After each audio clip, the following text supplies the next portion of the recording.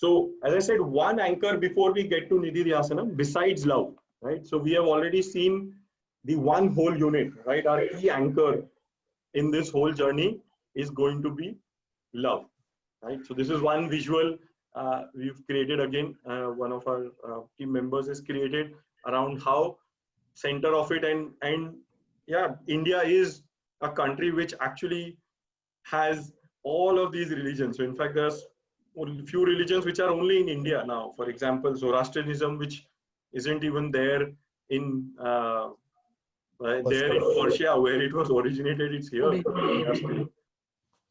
Same, very interestingly, Jews had a kingdom here as far back as 50 AD.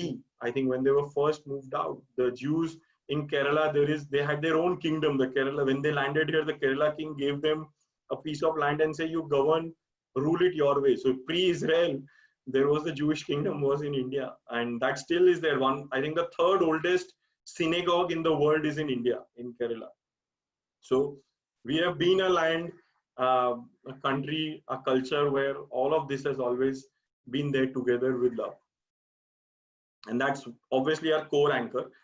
The other anchor, which is very important for cultivating bhakti, and I think this is coming from Bhagavad Gita, and I think from many others as well. But I'll quote the Bhagavad Gita slow.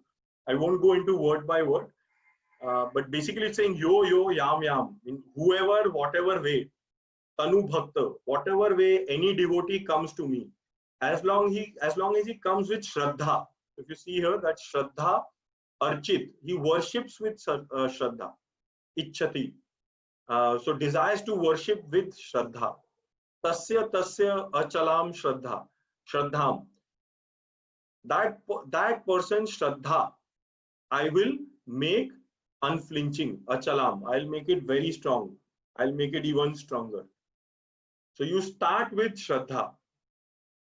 That is what he's saying. If you start little bit shraddha, I will make that shraddha stronger. I is here Krishna, or the self, right? Our inner self, or Krishna, you can say, or whoever your object, Ishwar is, right? Whoever your object is, that will make it stronger. Start with it. That is the starting point. The starting point of bhakti is shraddha. And what is shraddha? What is shraddha? So shraddha is, it's broken as shrat plus dha. So shrat is seen as truth, sat or shrat, and dha is holding it.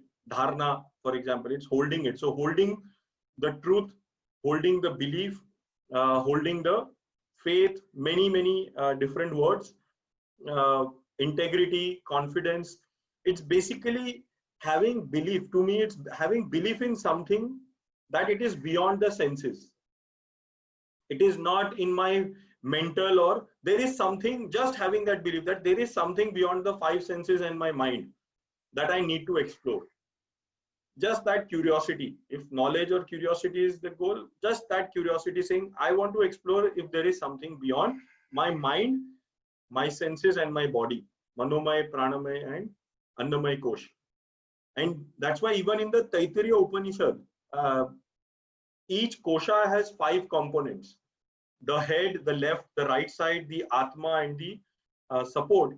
And Shraddha is described as the head, the primary thing of Vijnanmaya, of our intellect. So it is the bridge between that ultimate oneness and the mind. So that leap of faith, as the expression is used, right? So there is a leap, there is something we have to say, we can't argue it out. There's no argument around it. Logically, can we establish that? There's no mental analysis. There is no sensory experience which will say there is this. We'll have to just have that Shraddha.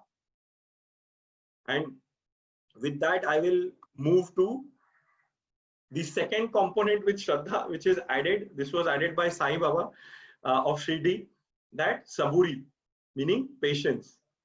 So with Shraddha, we need some bit of patience. So if you want grace to come, somebody mentioned grace, and I think Anirudh had also mentioned grace earlier once. So if you want grace, we'll have to have patience. It won't happen at our time.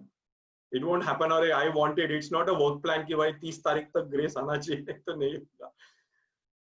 Right? So वो conditionality नहीं है grace में भी. It's the same. It's love. There is no conditionality. It is for its own sake. So Shraddha is also for its own sake. It's just there, and I think we have to just go with that. Go with that and have patience. Have patience. So Shraddha and Saburi is a very, I think, just as short, I think, but a very, very important lesson to go.